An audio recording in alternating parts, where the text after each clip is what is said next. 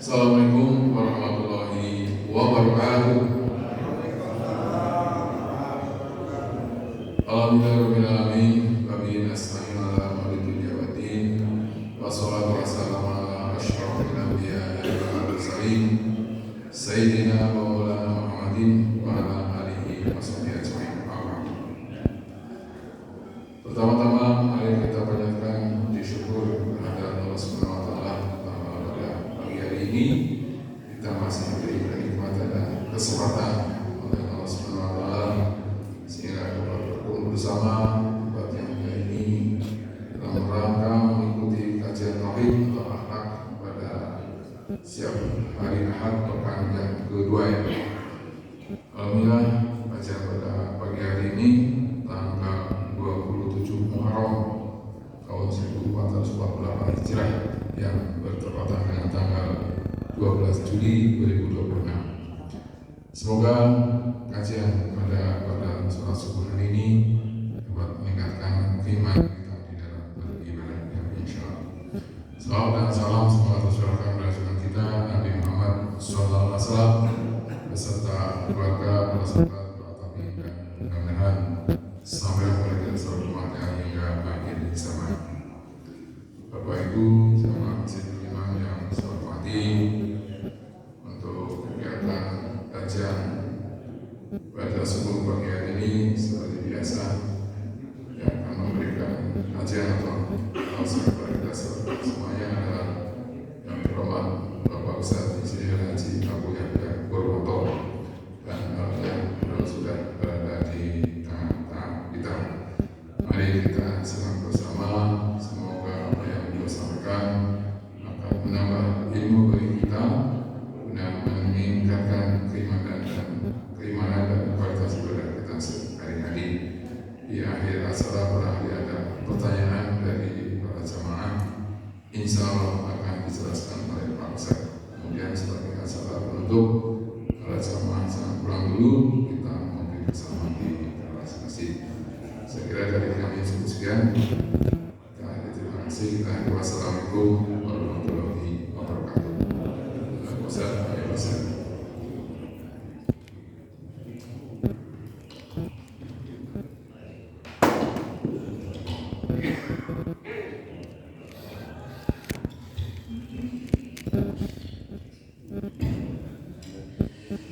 Bismillahirrahmanirrahim. Assalamualaikum warahmatullahi wabarakatuh.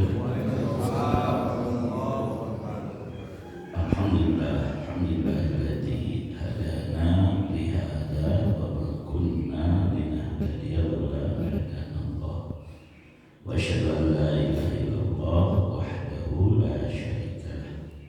Wa asyhadu anna Muhammadan abduhu wa rasuluh. Amma ba'd.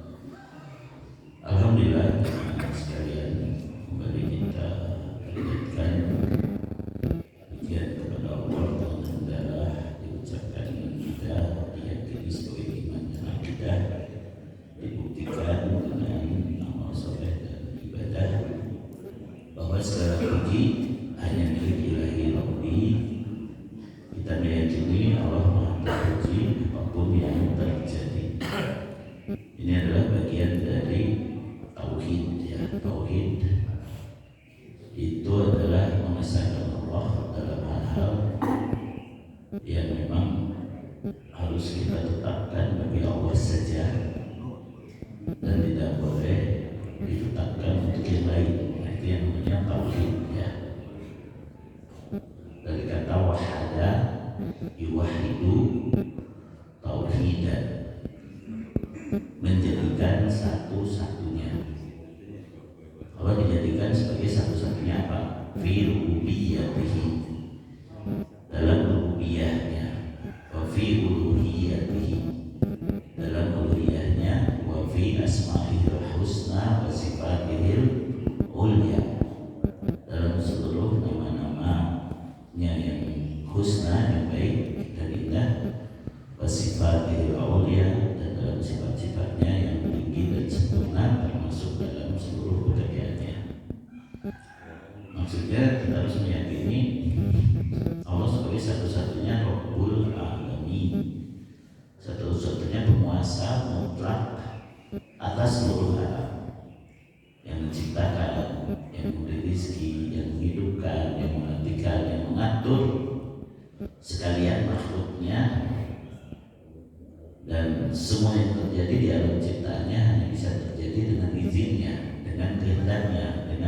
takdirnya.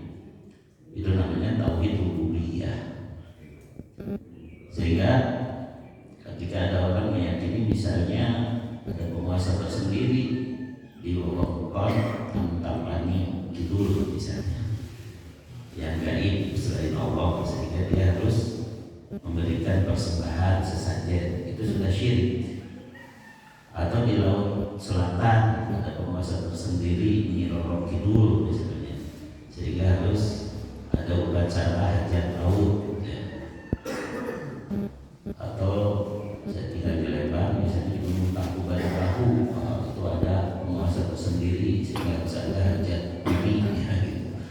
Nah, hal-hal seperti itu meyakini dan melakukan persembahan kepada selain Allah karena menganggap ada penguasa yang gaib selain Allah di satu tempat, itu syirik, dan syiriknya syirik akbar. Syirik akbar itu menyebabkan pelakunya kekal di neraka kalau tidak bertobat ya. Hati-hati, kenapa? Karena kadang-kadang kita mencampur adukan ajaran yang benar yaitu tauhid dengan alasan mengikuti nenek moyang gitu kan ya. Justru mengikuti nenek moyang itulah yang menyebabkan penduduk Mekah dulu menyimpang dari tauhid ya. Bahkan disebutkan itu sebagai bagian dari tipu daya syaitan, tipu daya syaitannya dalam surat Al-Baqarah ayat 169 dan 170. A'udzu billahi minasyaitonir rajim. Innama ya'murukum bis-su' wal fakhsya wa an taqulu 'ala Allahi ma la ta'lamun. Sesungguhnya setan itu hanya menyuruh kalian berbuat kejahatan, kekejian, dan berkata tentang Allah tanpa ilmu, maksudnya tanpa dalil.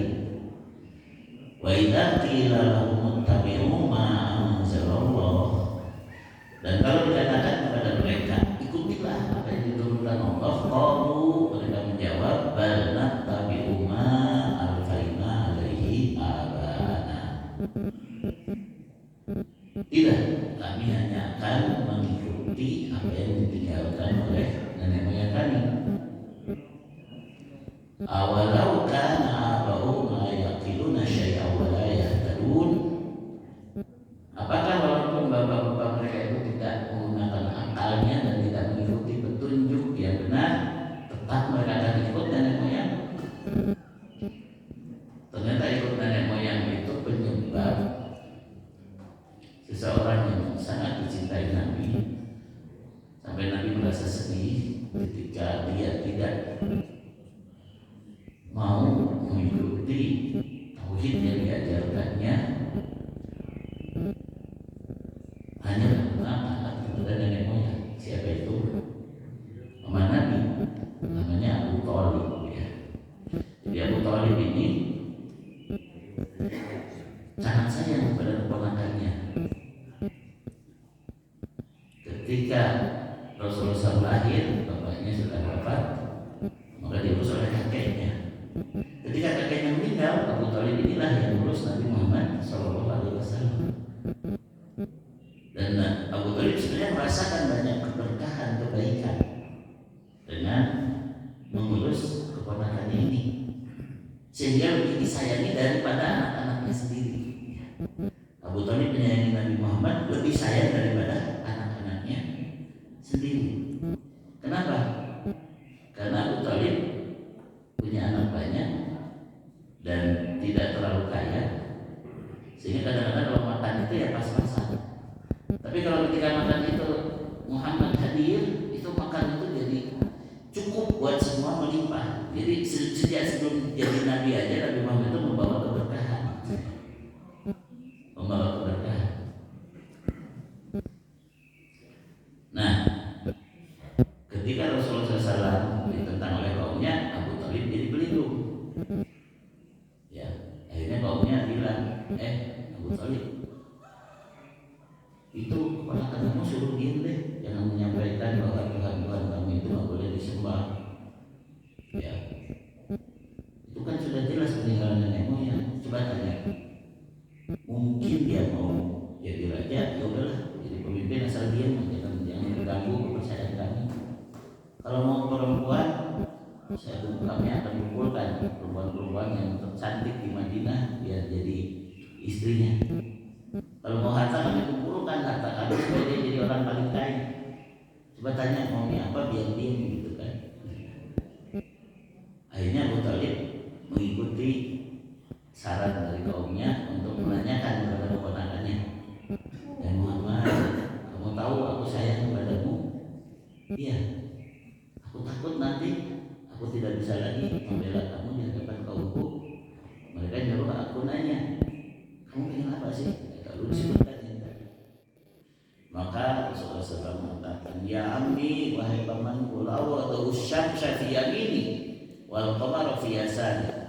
Kalau mereka mampu meletakkan matahari di tangan kananku dan bulan di tangan kiriku, ya, untuk aku menghentikan dakwah ini, padahal ini perintah Allah, aku tidak akan berhenti, ya, sampai dakwah ini menang atau aku terbinasakan karenanya, tapi aku mendapat ridho Allah. Hadisnya begitu ya, yaitu jangankan kerajaan, jangankan wanita, jangankan harta, kalau matahari dan bulan saja bisa disimpan di kedua tanganku, aku tidak akan berhenti. Matahari di tangan kanan, bulan di tangan kiri. Kalau lagu Bimbo kan dibalik ya. Matahari di tangan kiri, bulan di tangan kanan, itu mah biar apa? Biar sesuai dengan irama. Ya kan?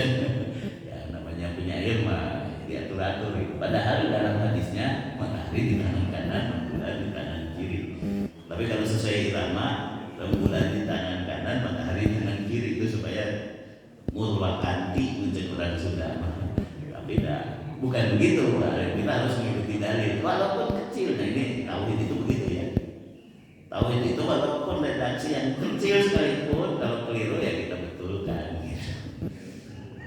Nah, lalu pamannya mengatakan, waduh ternyata dekat keponakanku itu hebat. Dia sudah, kamu jalan terus, aku yang akan menghadapi kaumku. Ya. Nah begitu pamannya mau meninggal sakit, Rasulullah SAW membujuk, wahai pamanku, engkau telah membela aku, engkau telah berjasa besar kepadaku. Cukup ucapkan la ilaha illallah, nanti aku akan minta kepada Allah agar aku diizinkan memberikan syafaat kepadamu. Aku yang akan membela engkau di hadapan Allah. Nah ini juga menjadi dalil seseorang masuk Islam kita harusnya dengan apa? Asyhadu an la ilaha illallah wa asyhadu anna Muhammadan Rasulullah. Aku bersaksi tiada ilah, tidak sembahan yang sebenarnya kecuali Allah, dan aku bersaksi bahwa Muhammad SAW adalah utusan Allah. Cuman kalau kepepet dan dia cuma mengucapkan la ilaha illallah saja, itu sudah dianggap dia benar masuk Islam. Itu dalil yang pertama. Dalil yang kedua, Usama cucu angkat Nabi ya. Jadi Usama ini putranya Zaid bin Harithah. Usama bin Zaid radhiyallahu anhu ketika berperang mengejar orang kafir. Kemudian ketika kepepet orang kafir itu mengucapkan la ilaha illallah, la ilaha illallah, lalu tetap dibunuh. Nah Usama dimarahin oleh Rasulullah SAW. Dia sudah mengucapkan la ilaha illallah, kenapa kamu bunuh? Artinya apa? Kalau kepepet seseorang dengan mengucapkan la ilaha illallah saja, kita anggap dia sudah masuk Islam. Gitu. Secara dohirnya itu dalilnya dua, gitu. Tentang Abu Thalib dan tentang Usama. Nah kembali pada kisah Abu Thalib. Ketika dibujuk di sebelahnya ada Abu Jahal, ya, Fir'aunnya zaman ini. Ya, kata Rasulullah, Abu Jahal itu Fir'aunnya zaman ini. Kan? Abu Thalib, kan engkau masih kami hargai sampai kami tidak mengganggu keponakanmu karena engkau masih mengikuti agama bapakmu. Masa kamu mau mati di atas agama yang bukan agama bapakmu? Ingat biasa, ingat biasa bapakmu. Nah itu dipancing-pancing dengan sentimen ingat kepada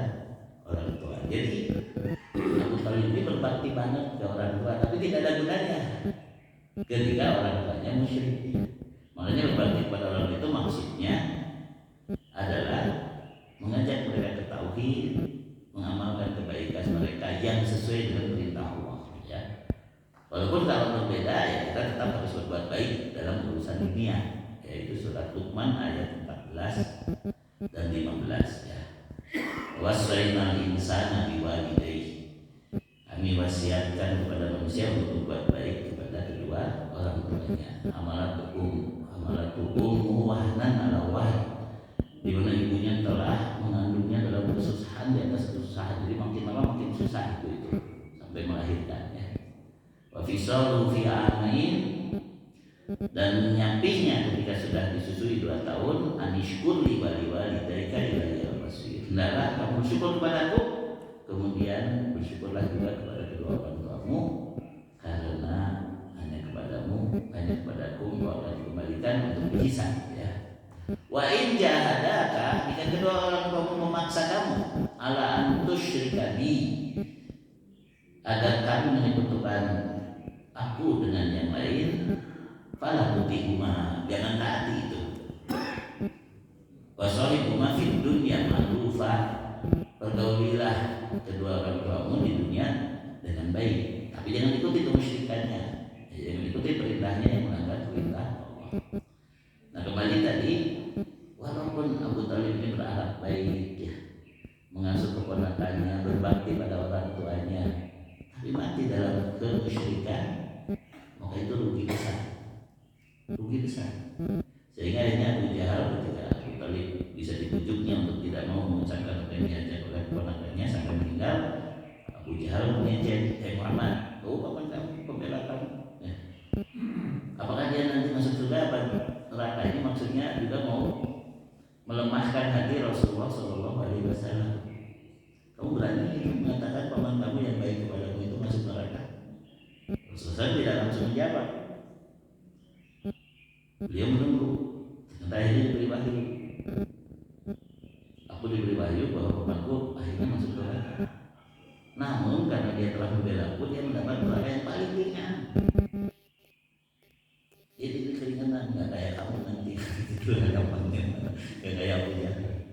Dia mah hanya berdiri di pinggiran neraka, dikasih sepatu dari api neraka, hanya otaknya mendidih karena itu.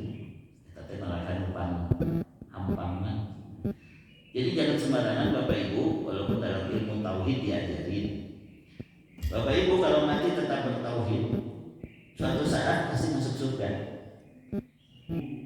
Suatu saat pasti masuk surga. Cuma kalau kita punya dosa, harus mampir dulu di neraka. Ya paling ya 50 juta tahun, 1 miliar tahun, karena nggak ada yang sebentar di neraka, nggak ada yang sebentar. Terus kita lalu orang, saya tuh Pak Ustadz, paling kita masuk surga mah, dia sampai ke masalah. Ingat tadi siksaan di neraka yang paling ringan saja membuat otak kita mendidih dan kita nggak mati. Itu kan depan hampangnya. Sekali lagi saya ulangi, kenapa kita harus ngaji tauhid dengan benar, dengan sempurna, agar kita meraih mastahkahnya, masuk surga tanpa lewat neraka. Ini setuju nggak Bapak Ibu?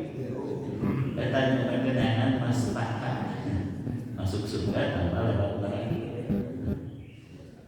Kemudian apa lagi? Agar kita juga diampuni Allah dan ditolong sejak di dunia. Ya, kalau bahasa Sunda mastaka itu kepala Pak. Tapi di sini biar gampang diingat, mastaka masuk surga tanpa lewat neraka. Jadi tauhid yang benar dijamin ampunan, dijamin petunjuk. Surat ke-6 surat Al-An'am ayat 82. Alladzina amanu wa lam yalbisu imanahum bidzulmin ulaika lahumul amnu wa hum muhtadun. Orang-orang yang beriman dan tidak mencampur adukan keimanannya dengan kezaliman, yaitu syirik, mereka akan mendapat keamanan dan mereka akan mendapat petunjuk. Keamanan artinya tidak disiksa di neraka, petunjuk artinya masuk surga. Namun bukan mustahil Allah memberikan sejak di dunia, yaitu dalam ayat lain dalam surat ke-13 ayat 28. Alladzina amanu wa tatma'innu qulubuhum bi dzikrillah. Orang-orang yang beriman dan hatinya merasa tentram, tenang dengan ingat Allah. Ala bi dzikrillah tatma'innul qulub. Ingatlah hanya dengan ingat Allah hati menjadi tentram. Ingat Allah yang bagaimana? Yang membuat hati menjadi tentram. Ingat Allah dengan kenal Allah. Ingat Allah dengan menetapkan tauhid yang benar. Tauhid yang kedua namanya tauhid uluhiyah, yaitu kita menetapkan hanya Allah satu-satunya yang berhak disembah, yang pantas disembah, yang lain tidak boleh disembah. La ilaha illallah itu inti ajaran Islam. Tiada sembahan yang sebenarnya kecuali Allah. La ma'budu bihaqqin illallah. Tidak ada sembahan yang sebenarnya kecuali hanya Allah. Jadi tujuan utama kita di hati kita hanya Allah. Apapun yang kita lakukan semuanya ujung-ujungnya dalam rangka ibadah kepada Allah. Baru kita akan tenang hati kita. Baru kita akan tenang hati kita.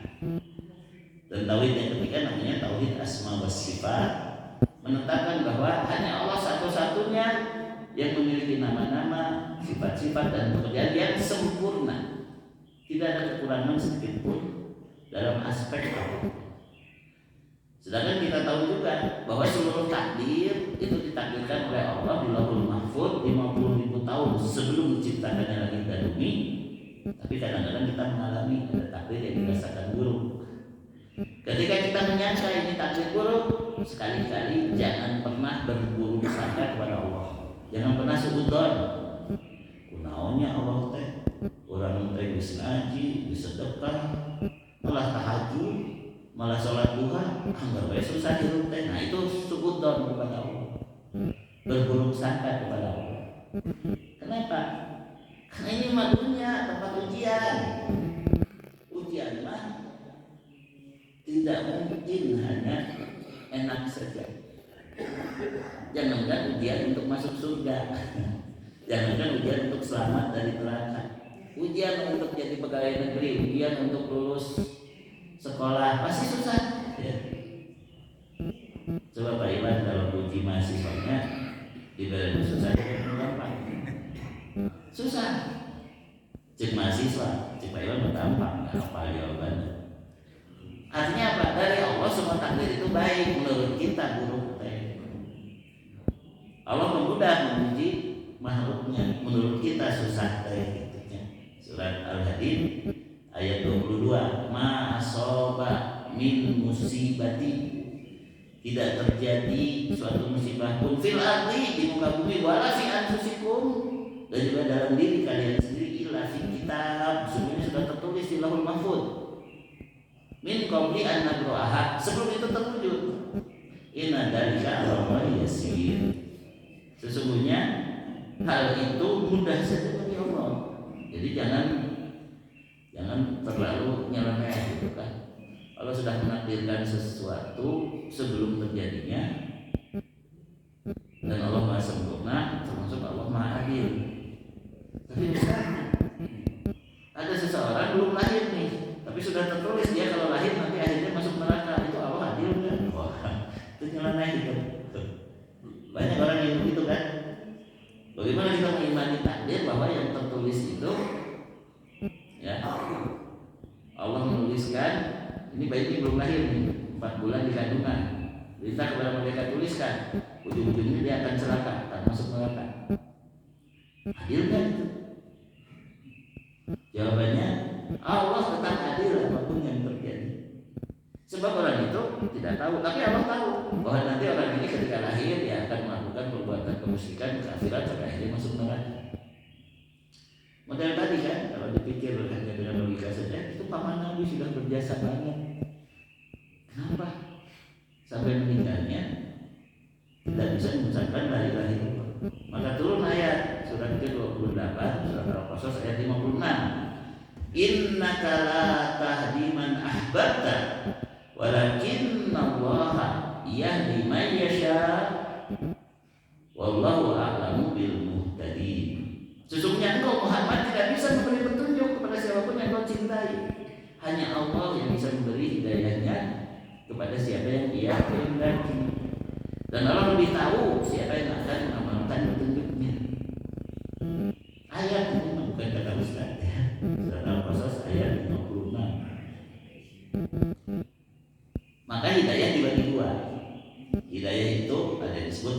hidayatul irsyad wal bayan.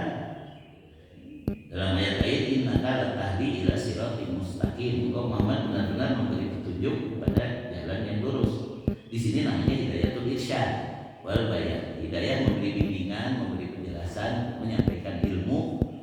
Itu bisa dilakukan oleh siapapun. Nabi Muhammad kepada para sahabat, sahabat kepada tabi'in, terus para ulama. Bisa disebutkan ini petunjuk Allah, ini harus diikuti.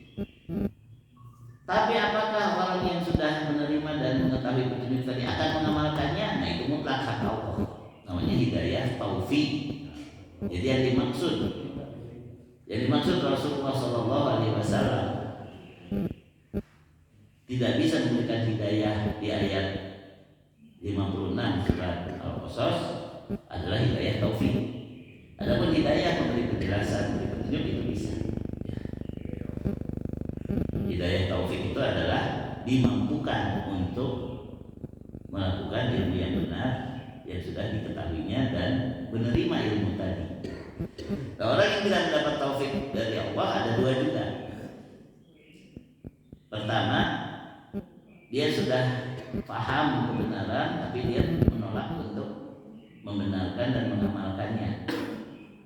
Dia tidak mendapat taufik dari Allah sehingga dia termasuk kategori maghdubi alaihim, dimurkai Allah, karena sudah tahu tapi tidak menerima dan tidak mengamalkan. Yang kedua, jangankan mengamalkan, tahu juga tidak, dan ngaji gente, diajar gente, itu namanya dolin, orang yang tersesat dari jalan yang lurus. Makanya jangan suka dengar orang-orang yang mengatakan, kenapa kamu nggak pernah ikut pengajian? Si nyaho mah kayak orang itu dihukum gitu. Jadi banyak orang yang alasannya nggak datang ke masjid, nggak mau ngaji itu takut jadi diberi ilmu. Kalau sudah diberi ilmu mungkin disiksa. Sarua anu boga ilmu mun diamalkeun maghdubi alaihim, kok mau anu boga ilmu nggak terdolin. Umat Nabi Nuh itu ya, ketika didakwahi Nabi Nuh mengatakan kulama da'autuhum litakfira lahu, setiap kali aku mengajak mereka, mendakwahi mereka agar kamu mengampuni mereka, ya, jalu asabi'ahum fi adanihim, mereka memasukkan jarinya ke telinga arah tidak denge, ya, wastaqsaw syiyabahum, lalu bajunya ditutupkan ke muka. Dikiranya walaupun Nuh seorang nabi, kalau saya nggak dengar, kalau saya nggak lihat, mungkin mau disiksa ke Allah. Disiksa nggak umat Nabi Nuh? Disiksa, jangankan di akhirat, di dunia saja ditenggelamkan dengan banjir gitu. Makanya tadi alasan orang yang kenapa nggak mau ngaji, sirnya itu salah. Sebab apa? Kudunya orang. Kemudian setelah tahu apa? Harus diamalkan, harus dibenarkan, harus diterima. Makanya orang yang sudah tahu itu juga belum dijamin masuk surganya, baru dimudahkan, ya kan? Man salaka tariqan yaltamisu fi ilman sahalallahu lahu bihi tariqan ilal jannah. Siapa yang menempuh jalan untuk mencari ilmu, dimudahkan jalan ke surganya. Jadi Bapak Ibu ini sudah dapat kemudahan, pasti masuk surga senang tuh. Kenapa? Diamalkan, diyakini tidak. Cuma kabar baiknya Rasulullah SAW hanya menyuruh kita datang saling dan mungkin baik saya oke, baik kenal dia oke gitu. Ustaz, sebenarnya diulang-ulang terus apa yang Ustaz sampaikan itu, tapi saya kok dengar-dengar. Ya kene, sabar we, datang aja terus. Kenapa? Karena Rasul menjadikan asal mau datang dimudahkan, asal mau datang dimudahkan. Kan lamun datang terus dengar terus mah eta mah cekok mah irama sungguh terlalu gitu. Jadi istilahnya sering hadir teh adalah dila-dila mengerti gitu, dila-dila nampi. Itulah memancing taufik. Memancing taufik itu kudu sering. Pak Taufik misalnya atau Pak Iwan mau memancing kudu sering. Kalau sering mah malah kapancing ngawan duka lauk udah gaul. Ya Pak Taufiknya. Kalau sering apa gitu.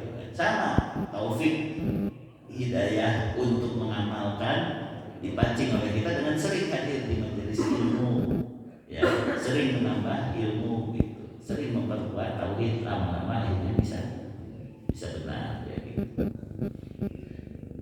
Nah, jadi kita membahas tauhid sebagai sumber kebahagiaan dari buku Wasailul Mufidah lil Hayatis Sa'idah, sarana-sarana penting untuk mendapat kehidupan bahagia. Poin yang ke-14, asal keempat, maaf bukan 14, pasal keempat nanti di 14 jauh-jauh. Ikhtiar dan doa. Jadi ternyata ikhtiar dan doa itu sumber kebahagiaan. Kalau kita benar ikhtiarnya, kalau kita benar doanya, itu yang akan mendatangkan kebahagiaan. Hanya bedanya kalau dalam Islam lebih sempurna. Ya. Kalau pepatah umum dulu sejak SD itu ditulis tuh di dinding, saya lihat ora et labora. Ora et labora itu berdoa sambil bekerja, gitu kan? Ora et labora, berdoa sambil bekerja. Jadi jangan lupa harus disertai doa kerja kamu itu. Nah, dalam Islam lebih sempurna, yaitu wasta'inu bis-sabri was-shalah. Wa inna kabiratun ila alal khashiin. Mintalah pertolongan Allah dengan cara sabar dan salat, dan sesungguhnya itu berat kecuali bagi orang yang khusyuk. Ya ayyuhalladzina amanu ista'inu bis-sabri was-shalah innallaha ma'as-sabirin. Wahai orang-orang yang beriman, mintalah pertolongan Allah dengan cara sabar dan salat, sesungguhnya Allah menyertai, menolong orang-orang yang bersabar. Ya. Surah Al-Baqarah ayat 45 dan ayat 153. Sebenarnya kalau kita ingin cepat paham dan gampang mendapat taufik tadi untuk bisa mengamalkan, bukan hanya hadir biasa mah sambil nyatet, tapi karena ada video ya nanti di sharing ya sama bapak, nyatet nanti itu rekaman gitu. Tak kira pun sempat baca diri gitu. Ya, jadi ayat-ayat yang saya sampaikan ini sudah sering disampaikan. Cuma asal beli. Ada baiknya juga kan kalau bapak-bapak ibu sudah hafal kan saya nggak diundang lagi. Ayat-ayat nama eta, sebenarnya eta kene gitu kan. Wasta'inu bis-sabri was-shalah. Mintalah pertolongan Allah dengan cara sabar dan sholat. Kenapa? Karena masalah kita itu takdir Allah. Dirasa buruk itu karena kita tidak mengikuti bimbingan Allah. Allah maha terpuji. Makanya orang yang mengikuti bimbingan Allah itulah orang yang akan selamat dari ujian, akan benar dalam menyikapi takdir. Ya. Surat At-Taghabun surat 64 ayat 11. Ma'asaba min musibatin illa biidznillah, tidaklah terjadi satu musibah pun kecuali dengan izin Allah, yaitu takdir Allah. Wa may yu'min billah, siapapun yang beriman dengan benar kepada Allah, yahdi qalbah, Allah akan membimbing hatinya biar bisa menyikapi ujian tadi dengan benar. Wallahu bikulli syai'in alim, sedangkan Allah Maha mengetahui segala sesuatu. Pak Iwan, Pak Dedi, dosen, bikin ujian. Terus ketika sedang diuji, ada mahasiswanya yang dideketin. Tah, iya teh jawabannya kieu. Bener moal mahasiswana. Tenang, anu ngasih tahunya yang ngasih ujian. Nah, kata tenang di dunia. Temenan kita curang, saya ngasih tahu ke mahasiswa. Tapi dalam Al-Quran itu Allah akan ngasih tahu ke kita kalau kita beriman. Tapi malah harus kita cari ujian dari Allah. Allah Maha mengetahui.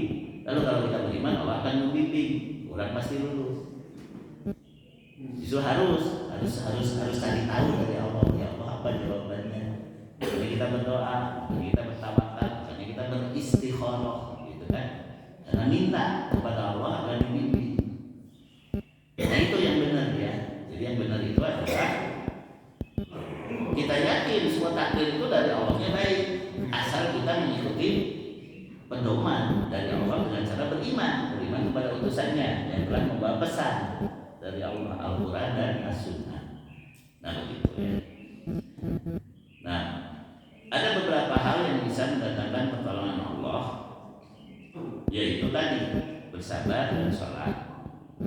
Kemudian dalam surat Ali Imran ayat 159 dan 160, "Fabima rahmatin minallahi linta lahum." Maka dengan rahmat Allah kamu berbuat lemah lembut kepada mereka, walau kunta, kalau keadaan kamu itu golidon, fadon golidon qalbi, engkau itu kasar dan bersikap keras hati, lan faddu min haulik, pasti mereka akan lari dari sekelilingmu. Fa'fu anhum wastaghfir lahum wasyawirhum fil amri wa idza azamta fatawakkal 'ala Allah innallaha yuhibbul mutawakkilin.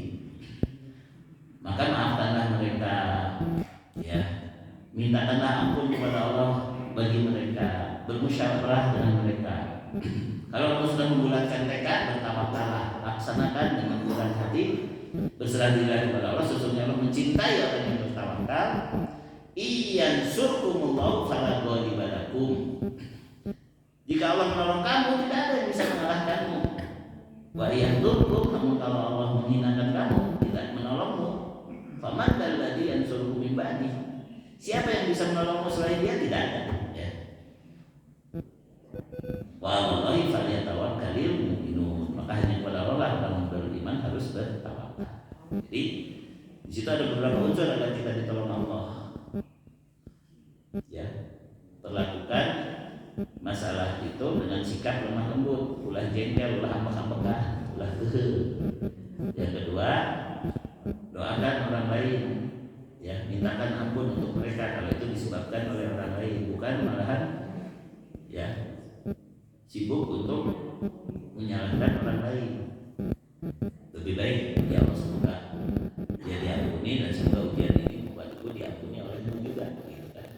Bermusyawarah, ya, dan berdoa, bertawakal, ya. Maka Allah akan menolong. Kemudian dalam hadis, wallahu fi aunil abdi maka al abdu fi auni akhihi. Allah akan menolong seorang hamba selama dia senang menolong orang lain. Jadi orang yang senang menolong orang lain itu bakal ditolong oleh Allah. Ya, itu cara kita mendapat pertolongan Allah. Kemudian dalam ayat lain, dalam surat Muhammad surat 47 ayat 7, ya ayyuhalladzina amanu in tansurullaha yansurkum wa yusabbit aqdamakum.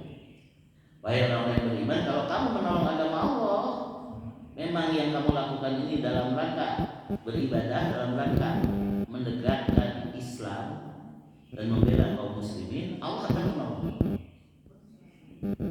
Kemudian di surat Ali Imran 147 148, "Pamakana qaulahu." Orang-orang yang menolong agama Allah ini doanya adalah Rabbana ighfir lana dzunubana. Ya Allah, ampunilah dosa-dosa kami, wa israfana fi amrina, dan perbuatan kami yang melampaui batas, wa sabit aqdamana, teguhkanlah tekad kami, wansurna 'alal qaumil kafirin, tolonglah kami dari orang-orang kafir itu. Fa'atahumullahu sawabad dunya. Orang-orang ini diberi oleh Allah balasan kebaikan di dunia, wa husna sawabil akhirah, namun sebaik-baik balasan nanti di akhirat. Wallahu yuhibbul muhsinin. Jadi mendoakan orang, bermusyawarah, jangan lupa mengakui dosa sendiri, mengakui kita kadang-kadang melanggar batas, supaya Allah menolong kita. Bukan hanya nanti di akhirat, di dunia juga ditolong. Itu jaminan. Surat Ali Imran 147 148, ya. Itu bisa dihafali, ya. Tugas nanti bulan depan saya tanya. Bubar nih kan. Enggak, itu mah silahkan dihafalkan masing-masing, ya. Mau ditaruh gitu di situ baru. Dan ambil nama Rabbana ighfir lana dzunubana wa israfana fi amrina wa sabbit aqdamana wansurna 'alal qaumil kafirin. Ayat berikutnya jadi jaminan Allah memberikan balasan sejak di dunia sebelum nanti balasan terbaik di akhirat. Itu rumus pasti, cas promong Al-Qur'an. Dan yakinnya harus kuat, tadi tauhidnya harus kuat. Jangan hanya sekedar lip service, ya. Abang kita punya king of lip service, ya, Indonesia begitu. Udah kebiasaan hanya omdo gitu kan. Jangan begitu. Belajar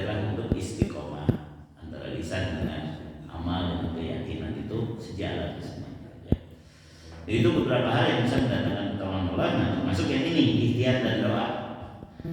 Termasuk hal-hal yang dapat mendatangkan kesenangan dan menghilangkan kesedihan adalah berusaha menghilangkan faktor yang menyebabkan kesedihan tersebut, serta berusaha mencari faktor yang dapat mendatangkan kesenangan yang diinginkan, yang disebut ikhtiar tadi. Caranya yaitu melupakan musibah-musibah yang sudah berlalu dan tidak mungkin bisa diatasi. Juga harus memahami menyibukkan pikiran dengan hal tersebut adalah perbuatan sia-sia, tidak berguna dan gila, ya, akan disebut gila. Dengan demikian dia berusaha agar hatinya tidak lagi memikirkan hal-hal tersebut, berusaha menghilangkan kegelisahan hatinya, ya, kekurangan, perasaan takut atau lainnya dari kekhawatiran yang dia bayangkan pada masa depan.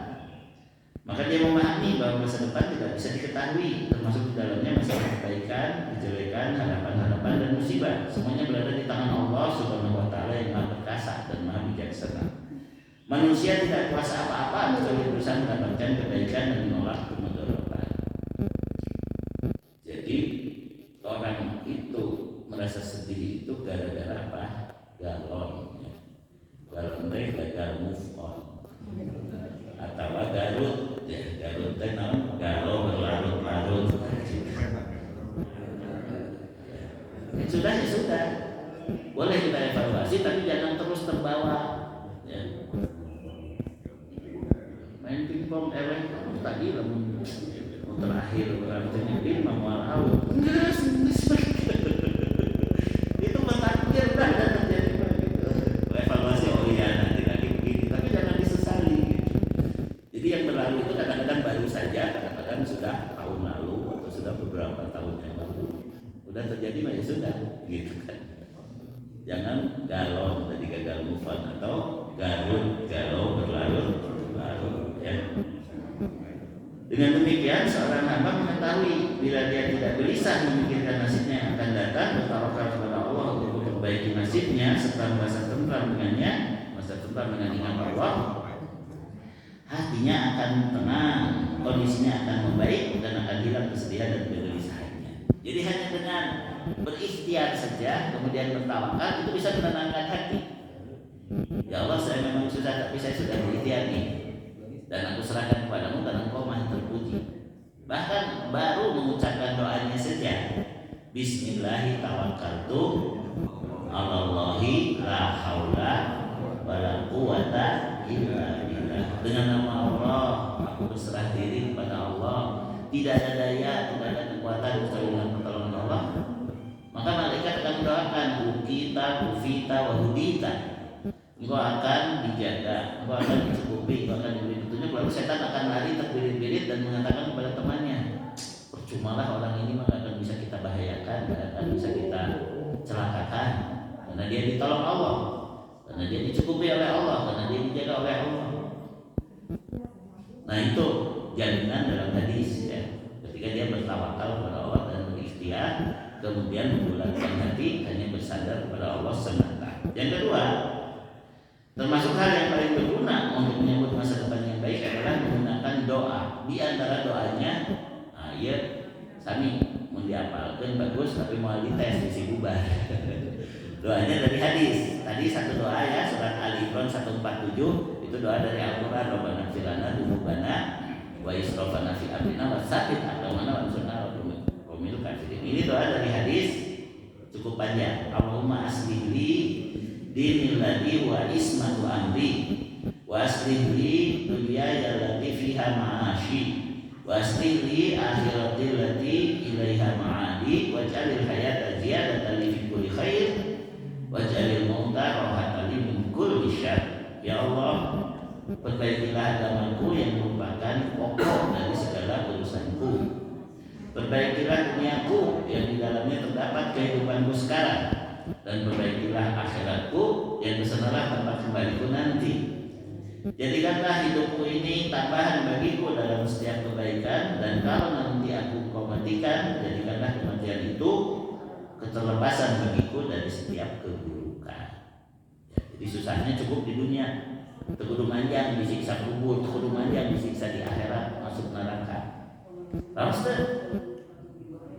teh, susahnya cekap di dunia munggu, raos teh.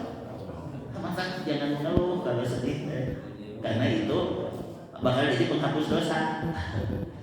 Kalau kita susah di dunia, cukup di dunia kumpul susah kayak gitu. Kita mau menang siksa kubur, mau menang siksa neraka. Amin, amin untuk Bapak Ibu. Kudu sabar heula tapi sekarang yakin. Kemudian ada doa dari Nabi juga, Allahumma rahmataka arju fala takilni ila nafsi tarfata ainin wa aslih li sya'ni kullahu la ilaha illa anta. Ya Allah, aku mengharapkan rahmatmu, maka janganlah kau pasrahkan urusanku pada diriku sendiri walau sekejap mata, dan perbaikilah urusanku semuanya, tidak ada sesembahan yang hak melainkan Engkau.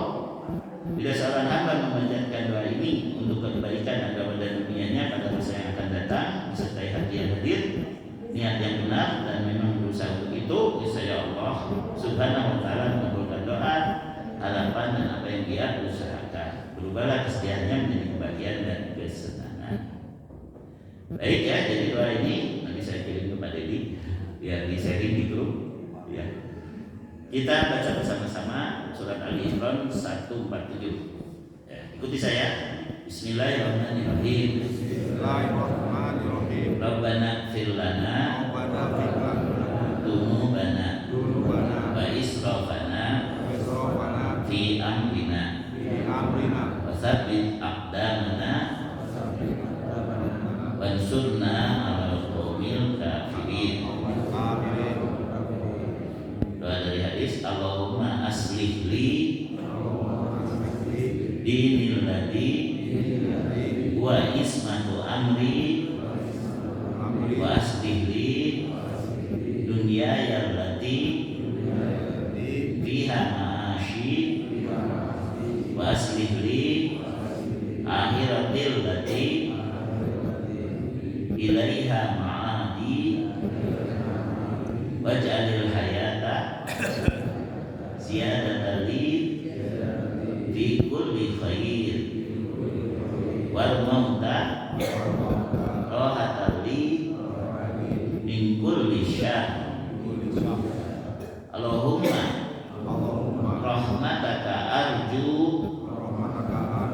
fala takilni ila nafsi tarfata ainin wa aslih li sya'ni kullahu la ilaha illa anta. Amin. Semua ini jadi meringankan masalah apapun yang sedang kita hadapi, apakah masalah penyakit, masalah keuangan, masalah keluarga, masalah kegalauan yang lain. Ini akan diringankan dan nanti akan dibukakan jalan keluar oleh Allah. Amin ya rabbal alamin. Baik, langsung ke pertanyaan atau tanggapan kalau ada. Maka Pak Iwan sama Bapak ya, Pak Iwan dulu silakan. Assalamualaikum warahmatullahi wabarakatuh. Ini Pak Ustadz, ada sesuatu yang keresahannya bukan saya saja, mungkin bangsa Indonesia. Mengapa negeri kita itu tidak pernah selesai dengan masalah korupsi yang mungkin kita tahu baru ini Jampitsus Pak Febri sudah terbuka ya. Coba hal 74 kilogram emas. tambah Saya masih gram-graman ini 74 kilogram dan 346 miliar dalam bentuk uang dolar dan Singapura dan Amerika. Saya tuh hanya merenungnya begini, pilar yang akan menertibkan bangsa itu supaya tertib, aman, makmur, itu kan di penegak hukum ya, kepolisian, kejaksaan, kemudian pengadilan, kemudian juga DPR-nya ya sebagai rumus regulasi. Itu kok semua gitu ya, pengusaha dan penguasa itu semua tamak lah gitu ya kalau melihat uang itu, dan kalau menurut saya mah akan habis gitu ya. Nah itu Pak Ustadz, itu masalah kita itu dalam masalah tauhid itu belum diresapi dan diamalkan, atau masalah keimanan yang kurang kuat, atau masalah godaan lain-lain gitu. Itu saya tuh seringkali bingung kok di Indonesia itu masih betul. Saya hanya jadi berpikir apakah kita itu negeri yang mohon maaf ya tidak diberi berkah atau tanah kutip dikutuk gitu atau bagaimana, dan solusi itu bagaimana? Ya, Oh, Pak. ya bagus ya. Kita tuh sering reaksioner ya. Reaksioner ya itu ingin yang cepat, di dunia kill, akhirnya ya sudah, yang penting dunia beres gitu kan. Tapi begitu juga ketika dunianya kacau, oh, jangan-jangan kita dikutuk, jangan-jangan kita dibenci oleh Allah. Nah ini tauhid itu sebenarnya meluruskan mindset. Kita harus berbaik sangka kepada Allah, bahwa dengan terbongkarnya kejadian ini kita harus memperbaiki diri, kita harus jangan salah salah jalan ya. Ini kan seperti berjilid-jilid ya. Dulu terbongkarnya Ferdi Sambo misalnya, kalau sekarang Febri namanya sebut nama nggak apa-apa dan terkenal kan gitu kan. Itu kan seolah-olah berjilid-jilid, dan itu baru tingkat seberapa mungkin dalam pemerintahan. Tapi akhirnya kalau pihak mereka mengatakan berapa ini mah hanya oknum. Sebelumnya siapa namanya? Gayus ya, jadi zaman dulu ya Gayus. Yang sekarang ini lebih parah dari Gayus kan, dari jumlah gitu. Tapi itu kadang-kadang kita sendiri yang terlalu memperbesar tadi mindsetnya ke arah negatif. Contoh apa? Sekarang bulan Muharram tanggal 27 ya. Sebentar lagi 3 hari lagi ke bulan Safar. Kalau orang berpikir wah Safar mau bulan sial, ngomong ke air kasar. Jadi pokoknya mungkin orang yang musibah pasti apa tong aneh. Nah itu kan karena kita meyakini hal yang salah, akhirnya terjadilah. Makanya di awal itu saya sampaikan, berusaha untuk berbaik sangka kepada Allah. Ana inda dhanni abdi bi. Aku seperti merasakan hamba itu kepadaku. Jadi walaupun ada kejadian seperti tadi, ada pejabat yang begini-begitu, kita berbaik sangka, ya Allah, semoga Engkau selamatkan negara kami dengan nanti menempatkan orang-orang yang amanah, menempatkan orang-orang yang lebih takut kepadamu, menempatkan orang-orang yang ingin pertolonganmu, ingin ampunan. Jadi dimulai dengan memperbaiki cara berpikir masyarakat ya. Dan kemarin misalnya sebelum itu bahkan halnya bukan hal yang besar, tapi akhirnya waktu dikumpulkan jadi gede. Nyata apa? MBG kan. MBG itu kan sedikit dibandingkan paling 9.000 gitu kan. Tapi ketika dikumpulkan kan jadi gede, akhirnya ribut orang-orang MBG gini. Saya juga termasuk yang berkomentar dan nyinyir nih, memang banyak orang yang korupsi di MBG kan. Tapi kemarin ada datang ya adik ipar istri saya dari Kebumen, dia kerja di MBG, terus dia juga masak, dia juga ibu tunggal karena sudah cerai dengan suaminya gitu kan, ngurus anak. Dia cerita kalau di kampung itu kerasa banget katanya, karena mereka susah cari makan, dia dengan adanya MBG kerasa banget kalau di kampung mah. Adapun di kota karena biasa makan dana, jadi banyak yang ditolak gitu. Oh, ternyata ada sudut pandang lain. Ya, saya baru ngeh gitu. Ada sudut pandang lain terhadap ini. Nah itu juga tadi kita coba seimbangkan. Negatif itu nanti ada sudut pandang lain. Oh berarti ini kesempatan dari Allah untuk kita memperbaiki pengajaran tauhid kepada masyarakat. Ini kesempatan dari Allah untuk kita betul-betul memilih orang yang memang takut kepada Allah. Walaupun kadang-kadang kenyataannya dibungkam orang-orang yang cepuran kayak ini. Seperti menteri keuangan di sana ya. Kayak dibungkam gitu kan, kayak nggak berdaya gitu kan. Tapi ya sudah, toh ternyata Allah juga bisa gitu kan menunjukkan kepada kita ada orang-orang yang masih bisa yang mengamankan dengan baik ya. Ya seperti itu gitu.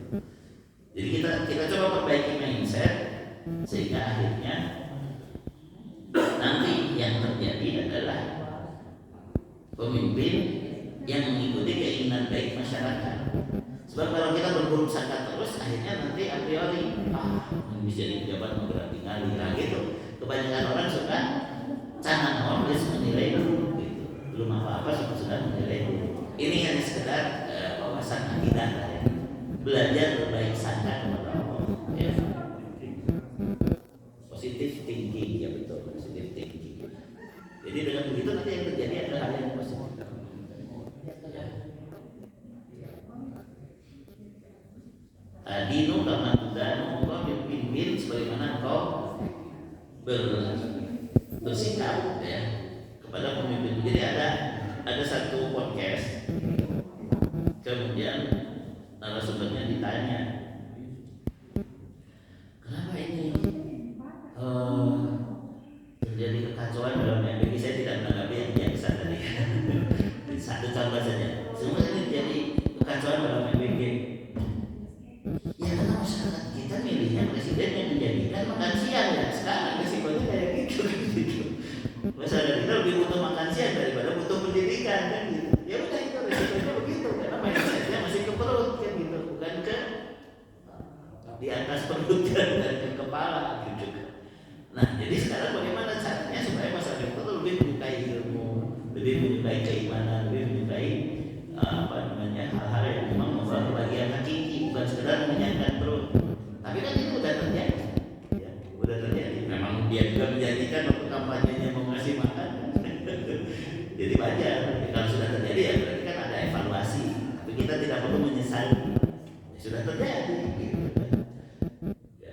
Nah, oleh karena itu intinya walaupun agak abstrak ya, belajarlah untuk berbaik sangka kepada Allah dan meyakini takdir Allah itu semuanya baik dari Allahnya. Tinggal kita membuka paduannya.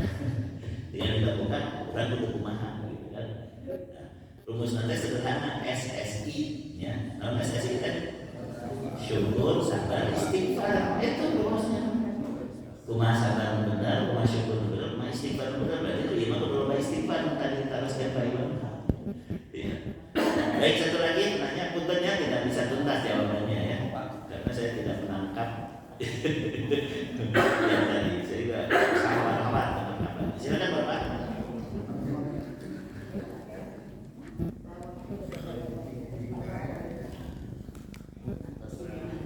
Ya, dicek dulu itunya, mic-nya. Yang Betul Pak Ustaz. Mohon maaf kalau saya keliru Pak Ustaz. Saya ingin mohon penjelasan lebih lagi. Begini Pak Ustaz ya, tadi kalau kita baca Al-Quran, tafsirnya terutama gitu ya, kita sering menemukan ayat-ayat yang mengatakan begini. Contoh berkaitan tadi dengan syirik ya, disebutkan di dalam surat An-Nisa ayat 48 dan juga ayat 116 yang jadi Ustaz, alhamdulillah. Silakan. Dosa sejenisnya bahwa Allah akan mengampuni segala dosa Kecuali syirik. itu dibayar seperti itu. Tapi ada kata-kata bagi siapa yang dikehendakinya. Itu yang pertama. Kemudian kedua, kalau kita baca surat-surat yang lebih lanjut juga, Allah akan memuliakan siapa yang dikehendakinya. Allah akan menghinakan Memberi siapa. petunjuk ya, memberi petunjuk siapa yang dikehendaki. Allah memberi petunjuk bagi siapa yang dikehendakinya. Allah akan menyesatkan bagi siapa yang dikehendakinya. Nah ini saya mohon penjelasan lebih lanjut. Sebetulnya siapa sih yang dikehendaki Allah? Bagus sekali pertanyaannya ya. Terima kasih Pak Ustaz. Ya. Jadi ketika Allah menyatakan misalnya tadi ya, innallaha la yaghfiru an yushraka bihi wa yaghfiru ma duna dzalika liman yasha. Kemudian tadi walakin Allah yahdi man yasha. Allah akan mengampuni siapa yang dia kehendaki, Allah memberi petunjuk kepada siapa yang dia kehendaki. Allah meninggikan siapa yang dia kehendaki, Allah merendahkan siapa yang dia kehendaki. Surat Al-Imran. Itu yang dimaksud adalah ikuti apa yang Allah kehendaki, yaitu Quran dan Sunnah. Bukan berarti Allah sembarangan saja. Kamu syirik, ya. Kalau tidak syirik, diampuni. Itu pun kalau dikehendaki Allah, bukan begitu. Makanya kalau ulama kita menyebutkan berdasarkan surat An-Nisa ayat 48 ayat 116, kita tidak boleh mengatakan orang yang berdosa besar pasti masuk neraka kalau dia tidak syirik. Ini dosanya besar. Dia tidak syirik, dia pasti masuk neraka. Tapi dia tidak syirik. Kita katakan hum tahta masyiatillah. mereka itu para pelaku dosa besar itu terserah Allah. Insya adzabahum wa insya ghafara lahum walakinna usaqal wahidin la yahduduna fiha. Kalau Allah berkehendak Allah bisa mengampuni mereka, kalau Allah berkehendak Allah bisa menyiksa mereka. Namun mereka tidak mungkin kekal di neraka kalau masih bertauhid. Jadi diartikannya seperti itu. Bukan berarti kalau berhasil kan bisa saja kamu disiksa oleh Allah, bukan begitu. Tapi disiksanya tidak mungkin kekal. Tapi kalau Allah mau mengampuni juga bisa. Tapi Allah tahu mengapa dia diampuni. Mungkin di akhir hidupnya tobatan nasuha sehingga dia husnul khotimah padahal dia dosa. Mungkin dia punya amalan lain yang membuat dia diampuni. Makanya hadis tentang pezina yang memberi minum anjing, ya, kemudian dia akhirnya diampuni oleh Allah, itu harus diartikan dua hal. Satu, dia memang diampuni sehingga dosa-dosanya itu tidak menyebabkan dia masuk neraka, atau sebagaimana orang lain yaitu dosanya tetap membuat dia masuk neraka tapi pada akhirnya masuk surga begitu. Jadi diampuni pun ada dua, diampuni dengan disiksa dulu, diampuni dengan langsung, dan itu tidak bisa kita pastikan, ya. Nah, kan itu sering dibesar-besarkan oleh orang yang malas beribadah dan mau sholat itu pezina aja bisa masuk surga gara-gara minum anjing. Saya mau membeli makan anjing itu lebih halus gitu. Tapi itu sholat, ya tentu juga kan. Nah, jadi intinya tauhid itu penting untuk membuat kita tidak kekal di neraka. Tapi lebih penting lagi, dengan tauhid kita diampuni sehingga tidak usah merasakan neraka dulu, itu sebenarnya.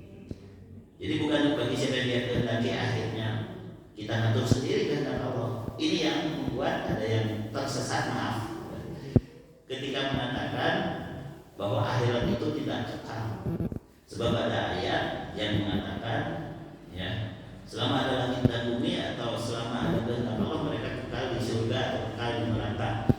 Ya, selama Allah berkehendak. Jadi seolah-olah nanti Allah berkehendak itu tidak jadi kekal. Kan ada yang memberi judul gitu bukunya, namanya Kesahasi, saya lupa. Ya, ada buku yang berjudul ternyata akhirat tidak kekal katanya, karena itu kalau Allah menghendaki atau selama Allah menghendaki, seolah-olah Allah menghendaki lain. Padahal Allah sudah menjelaskan kehendaknya itu dalam Al-Quran. Allah menjelaskan kehendaknya melalui pesan Nabi. Ya, itu tadi orang yang paling kecil imannya saja dia akan dikeluarkan dari neraka setelah ratusan juta tahun di neraka. Dia mendapatkan surga seluas langit dan bumi 10 kalinya. Itu yang paling miskin di surga. Kalau tauhidnya benar. Jadi yang dimaksud Allah akan mengampuni dosa selain syirik bagi siapa yang kehendaki adalah soal langsung diampuni atau disiksa dulu, soal itunya. Bukan soal berarti ada yang tidak syirik tapi tetap kekal di neraka, bukan soal itu.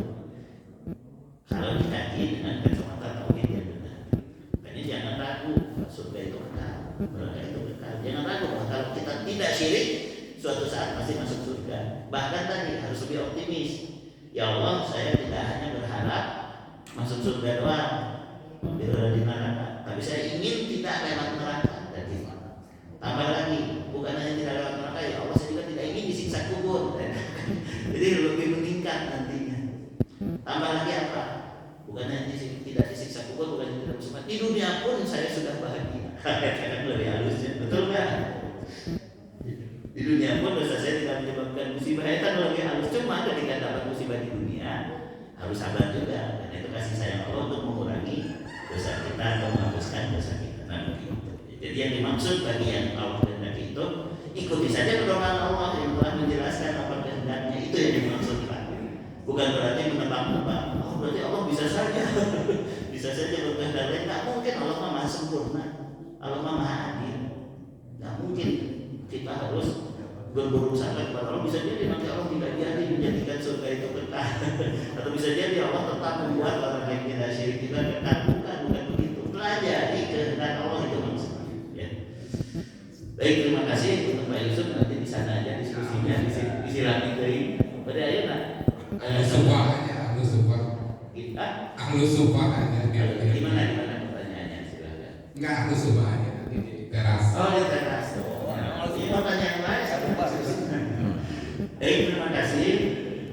Semoga Allah mengampuni dosa-dosa kita, semoga memberkahi kita, semoga Allah juga meluruskan langkah kita agar tetap dalam sirotol mustaqim sampai kita meraih husnul khotimah. Allahumma inna sirotol mustaqim sirotol ladzina an'amta 'alaihim ghairil maghdubi 'alaihim waladdallin. Amin. Allahumma inna nas'aluka husnal khotimah wa na'udzubika min su'il khotimah. Allahumma ighfir lana wa liwalidina warhamhuma kama rabbayana shighara. Rabbana hab lana min azwajina wa dhurriyyatina qurrata a'yun waj'alna lil muttaqina imama. Rabbana atina fid dunya hasanah wa fil akhirati hasanah wa qina adzabannar. Amin. Wa sallallahu wa sallim ala nabiyyina Muhammad wa ala alihi wa sahbihi ajma'in walhamdulillahi rabbil alamin. Subhanallah wa bihamdihi asyhadu an la ilaha illa anta astaghfiruka wa atubu ilaik. Wassalamualaikum warahmatullahi wabarakatuh.